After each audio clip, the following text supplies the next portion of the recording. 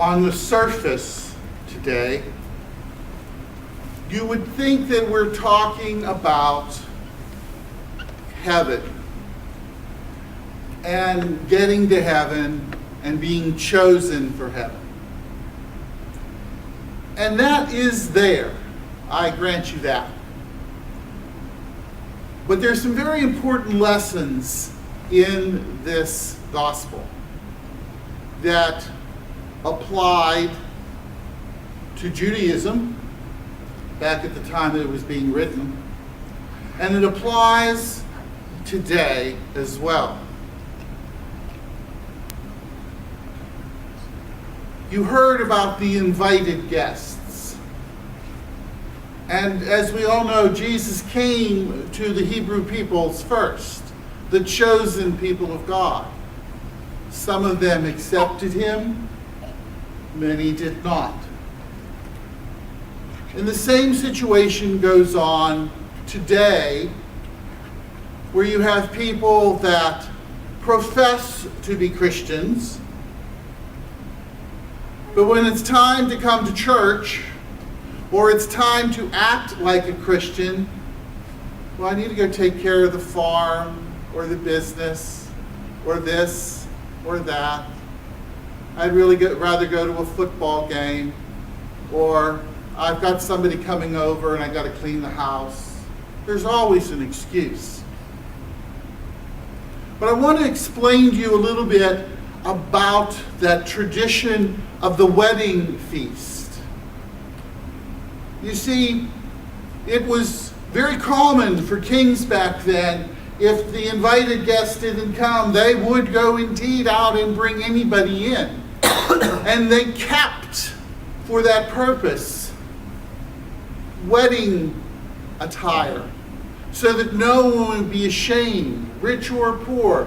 You dressed alike for this feast. And so, when someone doesn't, as in the gospel story we heard today, it was a mark of deep disrespect for the host. And as a result, you see this person cast out. So what is the message behind this garment that you and I are supposed to take to heart? And I want to reference the baptismal ritual. During our baptismal ritual, we each receive a white garment. We are clothed in that garment. And the words that are spoken at that point is, bring this garment unstained into everlasting life. So what is this garment that we've put on? What is it that baptism imbues us with? It is that state of grace that exists when we are repentant, when we are trying to live a Christian life. Some would say to you that, oh, you've got to follow these little rules for the church or these big rules for that church. But that's not what God's talking about with us today. God is saying, be repentant in your heart. Be that baptismal creature, that person who wanted me in their lives, who wanted to change their lives so they could be close to me and I could be close to them. That is the garment with which we are clothed in Christ. That is the garment that we bring to the feast.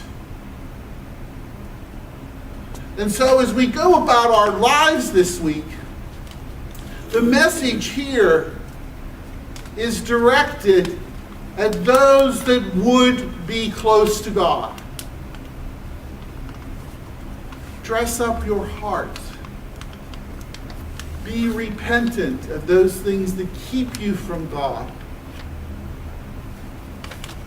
And then celebrate that call to the feast. And do not have any fears that you will be rejected, because you have tried within your lifetime to live that life of love and true concern for others that purifies and brightens your wedding attire.